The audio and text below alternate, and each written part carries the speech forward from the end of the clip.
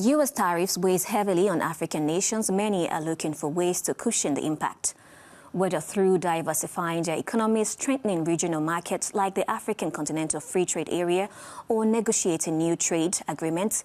In a move that's sending shockwaves through international diplomacy, the United States has just imposed sweeping bans affecting 27 African nations, a decision that many are calling one of the most aggressive foreign policy stances toward the continent in years. And in the heart of West Africa, a fierce voice is rising in defiance. Captain Ibrahim Traoré, the revolutionary leader of Burkina Faso, has fired back with a message that's got Western leaders scrambling. Once praised in the West as a stabilizing figure, Traoré is now taking center stage as a defiant symbol of African sovereignty, openly challenging U.S. authority, calling out centuries of exploitation, and rallying neighboring nations to push back against what he calls modern-day imperialism. But what triggered the ban? Why now? And how has Traoré managed to become the face of African resistance in such a short span of time?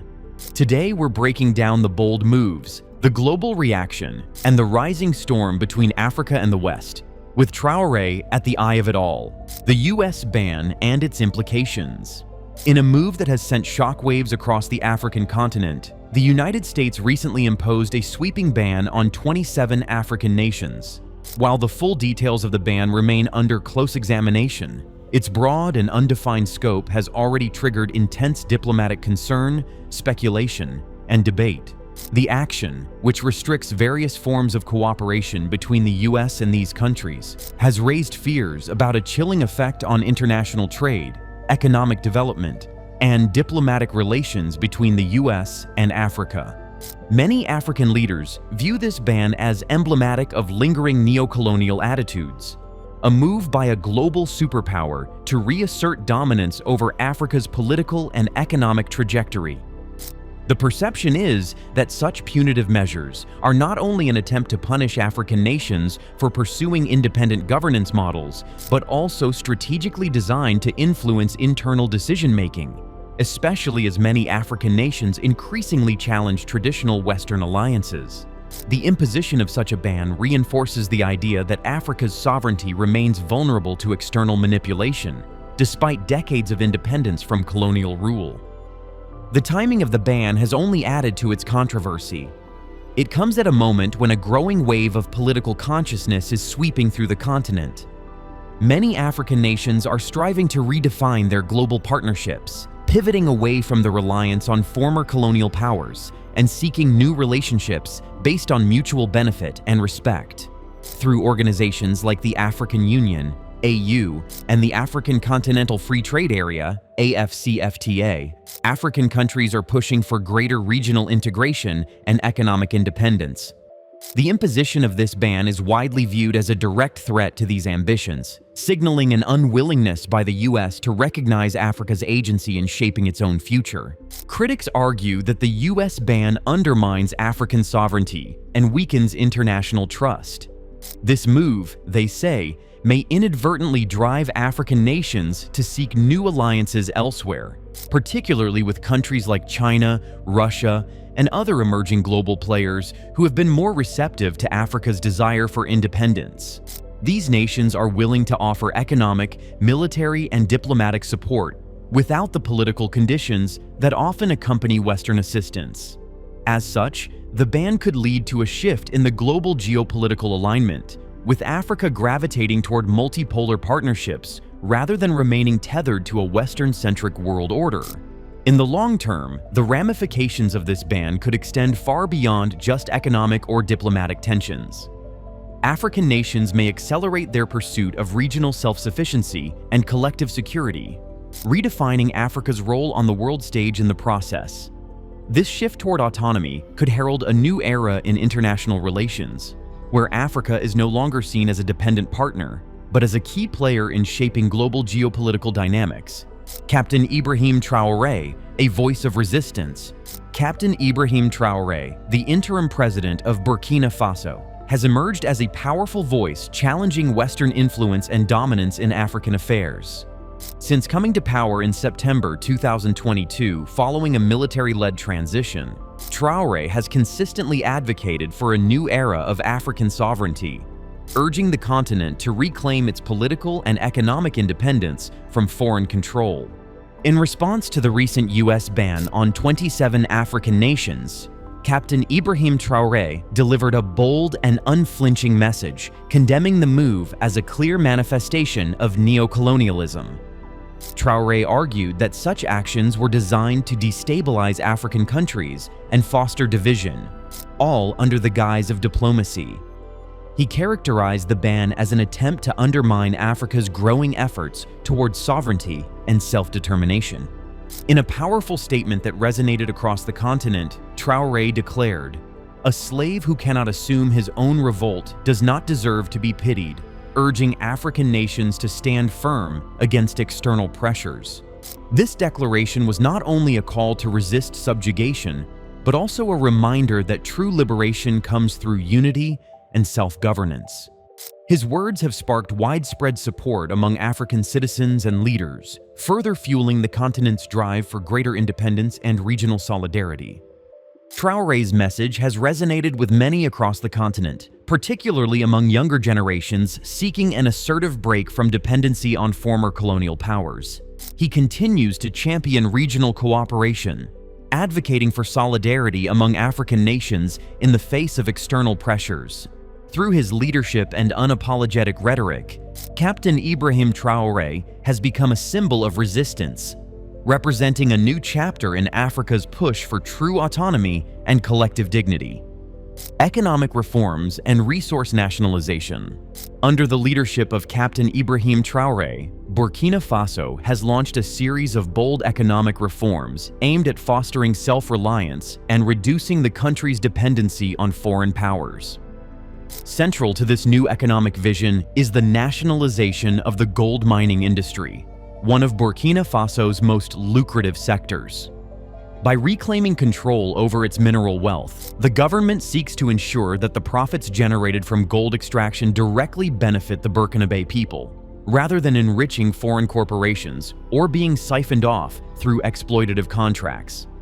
This decisive move marks a significant shift in national policy and has been widely applauded by supporters who see it as a reclaiming of sovereignty over the country's natural resources. Traoré has emphasized that true independence must include economic autonomy, and this measure symbolizes a commitment to that principle. Beyond mining, the Traoré administration has placed strong emphasis on agricultural development as a cornerstone of national growth. Investments in farming infrastructure, access to improved seeds, and support for local producers have resulted in record levels of cereal production. This agricultural boost not only strengthens food security, but also empowers rural communities, further promoting economic inclusivity. These initiatives form the backbone of Traoré's broader agenda to transform Burkina Faso into a self-sustaining nation. By focusing on internal strengths and prioritizing the needs of the population, Traoré's economic policies reflect a vision of resilience, sovereignty, and long-term prosperity for a Burkina Faso that is no longer at the mercy of foreign interests. Shifting alliances, embracing new partnerships. As Burkina Faso faces increasing resistance and conditionality from traditional Western allies, President Captain Ibrahim Traoré has strategically pivoted towards forging new international alliances to support the country's development and security goals. At the heart of this diplomatic shift is Traoré's open criticism of France's long-standing presence and policies in Africa, which he argues have contributed more to dependency and exploitation than progress and empowerment. His stance has resonated with a growing number of African citizens and leaders seeking to break free from post-colonial entanglements. In pursuit of diversified and mutually respectful partnerships, Burkina Faso has actively engaged with nations such as Russia, Iran, Turkey, and South Korea. These countries have responded by offering military equipment, infrastructure development assistance, and technological cooperation, support that comes without the political strings often attached to Western aid. Russia has emerged as a key military partner, assisting in counter-terrorism operations, while Turkey and Iran have contributed to health, education, and industrial projects. Meanwhile, South Korea has shown interest in energy and agricultural collaboration, aligning well with Burkina Faso's domestic priorities. These new relationships have allowed Burkina Faso to address its security and infrastructure challenges on its own terms. For Traoré, this realignment is not merely about survival, it is a deliberate step towards sovereignty and self-determined development. By embracing a multipolar world, Burkina Faso is carving out a space where it can thrive without compromising its autonomy, redefining its role on the global stage in the process. Formation of the Alliance of Sahel States, AES.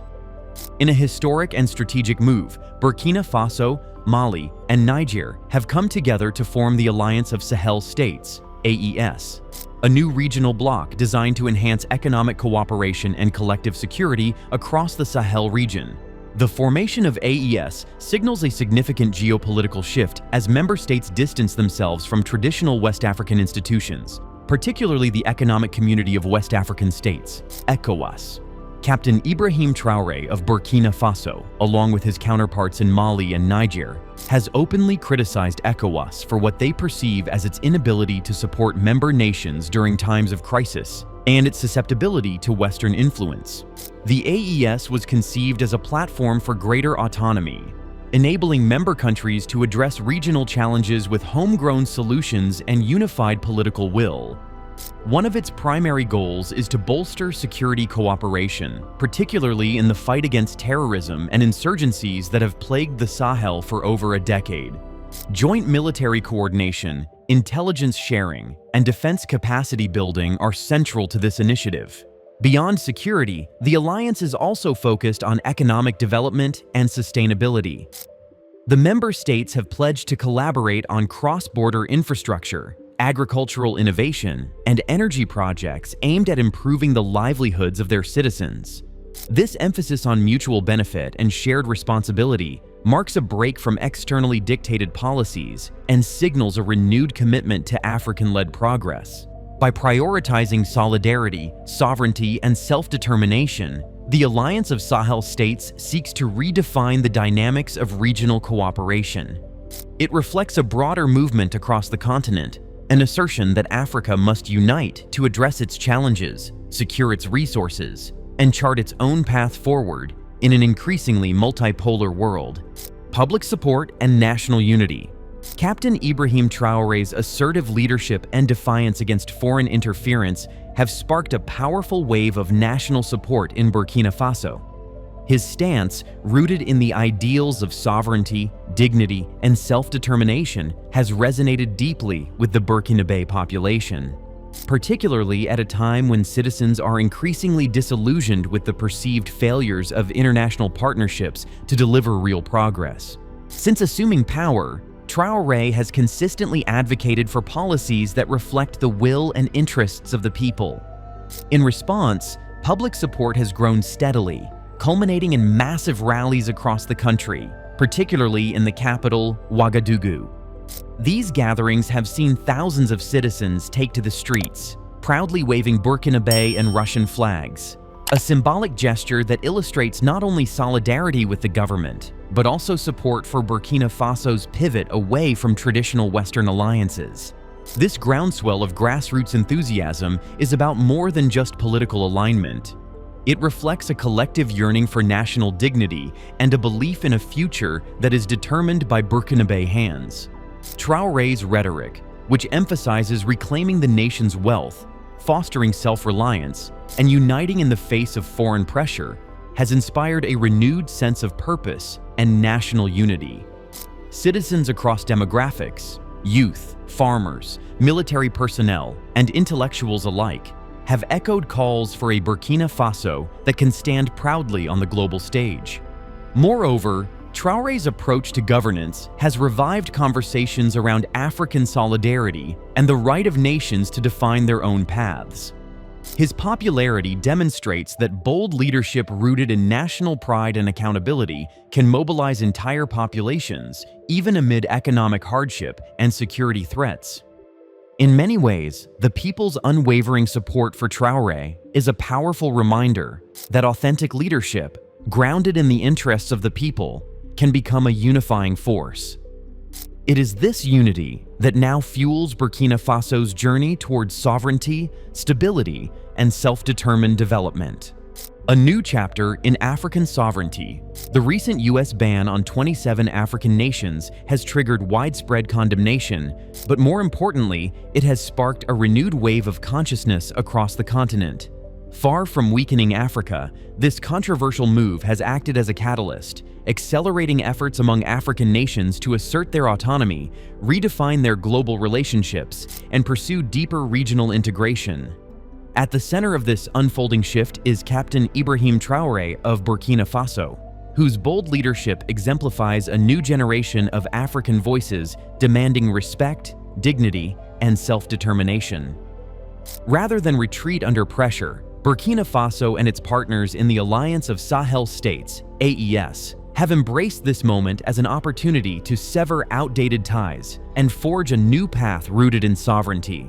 Traoré's approach, marked by sweeping economic reforms, nationalization of resources, and the pursuit of diversified global partnerships, has laid the groundwork for a sustainable, people-centered model of development.